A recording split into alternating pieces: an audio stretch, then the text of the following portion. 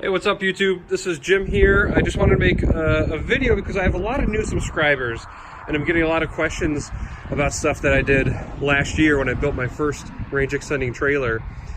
So this is the current one I'm working on, and I have two RAV4s, and I actually just bought a third one that's on its way here from California.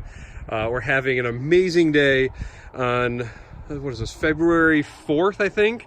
We have a 61 degree day. Sun is going down, unfortunately, but absolutely awesome. And just a few days ago we had like negative 30 degree temperatures, so pretty nutty. So my garage is a mess because I have to cram everything into my garage, and this is all the space that I have, and it's been cold, like I was saying, so I know it's really messy. But underneath all of this foam and stuff and wire is my original T-Rex, which is still working. We use it for trips all the time. It's a range extending battery pack. It's a battery pack from another RAV4. Very low mileage. I really lucked out. It's a really rare pack to have. But I was looking at ways to extend the range of my electric RAV4. I really loved the RAV4. I love going on road trips, and I was really looking at ways that I could go further. And I've always been into cars. I usually would make them go faster in the past, but I wanted just to extend the range and really modify them and see what I can do. So I came across the T-Rex idea, and with the help of a buddy, we built a controller for it. I did all of the plumbing, all electronics. So it's not super pretty, but everything works. I've got my circulator pump in there, and it's just been a great resource to have, and it has really allowed us to take a lot of trips that we wouldn't have been able to take otherwise with the RAV4. It has great range, but as soon as you start piling it full of stuff and the family, and so it has more weight, and then if you have to use heat or anything, it really can diminish the range. So I wanted something that I could go further with, and with this pack, with this T-Rex that I built, I was able to go to Chicago last year. I drove there from New York, and everything went great. I do have videos up about that if you guys wanted to see the trip and see how it went. But with both the T-Rex pack here and the car, I currently get around 210 to 260, depending on, I mean, in good weather, but in good conditions and everything. In the winter, if it's snowing, we get less. Probably get about 160-ish, I want to say. And that's with us using heat.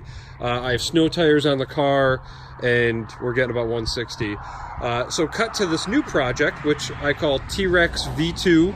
It's just the version 2 of the T-Rex, and the T-Rex, as you can probably imagine, stands for Trailer Range Extender. And this one is going to be a camper. So I saw online a lot of forums from people who are building what they call foamies, when they build a really lightweight camper out of foam and not much else.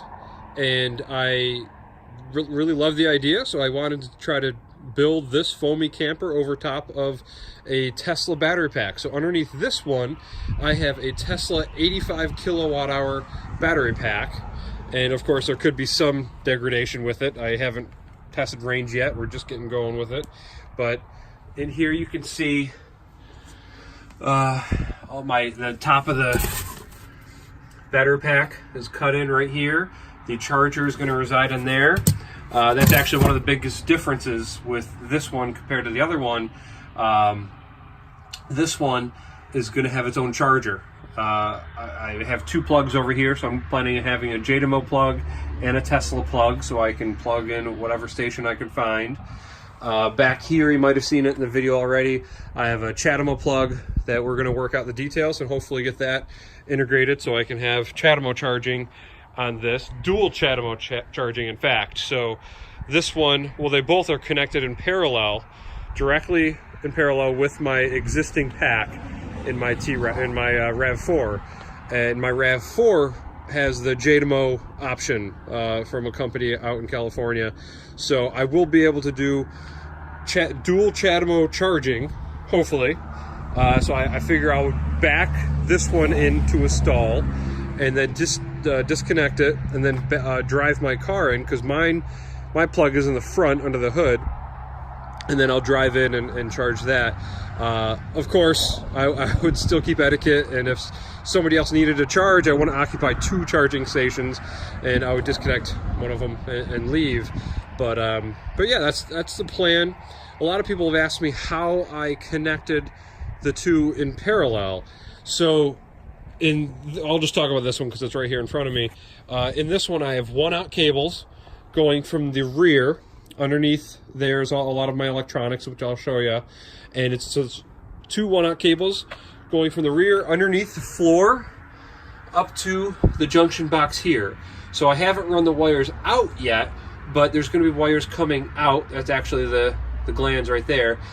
They're going to be coming out and going through the front wall here, and it's going to come up here and connect to this that I have right here. So I just give it a little tug. I have a video on how I made this. It's been working great. If you want to know how this is done, you can look at my previous videos and check that out. But so that holds the Anderson connector that'll connect both of them, and then from here, this goes. Let's see if I can get it. Right there. So that's a fiberglass piece that I made, and I cut a hole in the bottom of the Rav4 in the rear footwell area, and it's just a big empty space with a really thin metal. So I cut through there, ran the wires up inside to a set of contactors that I have in the rear, and the contactors in the rear I control with a switch that's right there on my dash, and it's just an auxiliary battery switch. That's what the icon says, and when that's illuminated, when it's on, I know the contactors are closed, and if it's connected to the battery pack in the rear, they are connected. So then under the front, I won't bother popping the hood, but under here I have the T-Rex or the JDMO adapter, and you can't really see it unless I took a bunch of stuff out, but there's 2 contactors for the JDMO, and one side goes to the plug, the CHAdeMO plug, and the other side of the contactor goes to the battery pack. So then it has it's actually 2 gauge wires that go from up here straight down into the battery pack. And so there's 2 ways. If I did this with a car that didn't have a JDMO, I could run the wires directly to the battery pack right down there. But in this case, the power was accessible right up here on the top at the JDMO contactor, so that's where I went. It was actually pretty easy. I wouldn't have been able to get to connect it directly to the battery pack because there just really wasn't much room down there. It's hard to, I don't think I can show, but underneath, when they install the JDMO unit, they have this aluminum CNC milled box that goes up and screws into the junction box that's underneath the car. It's connected to the battery pack. So it's a little spacer, and it gives them some more space so they can run 2 gauge wires into it. So if you had that adapter but not JDMO, then you can connect directly to the battery pack. But either way, it's good.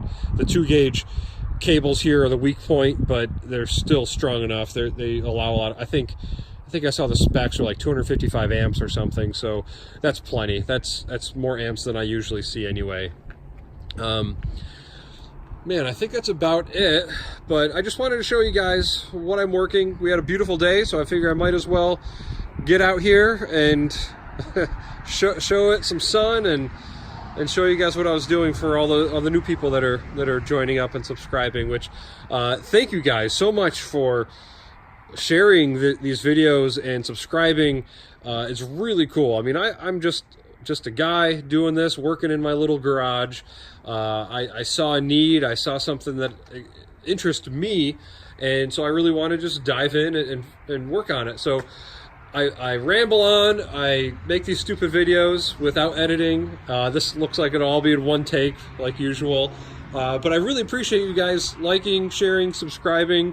I'd never ask you guys to do that, because I know all YouTubers do, but if you feel like it, that's cool. I'm really glad you guys are liking the content. Oh yeah, before you go, actually I said I'd show you back here. So this is going to be the kitchen area that I'm still working on for the camper here. And I have this on some sliders, and my driveway's at an angle, so it doesn't want to stay. But yeah, so that'll slide out. Awesome little Dometic fridge. This is the CF50, in case you're interested. They're really nice. Should have a lot of space for food. Doesn't look too big in the video, but it's definitely nice. And then I really want to go with lightweight on everything as much as possible, so that's why I'm trying to make everything out of foam. This is just going to be a cabinet here. I'll have to wrap the inside and outside in fiberglass. This is just a cover for that, so that'll be wrapped in fiberglass. I'm not sure if I'm going to do another shelf or something here, but then across here there's going to be a countertop and then a little bit of storage on the inside. But yeah, I guess that's about it. If you guys have any questions at all, feel free to ask, let me know. But I really appreciate you guys watching this, and I'll see you in the next video.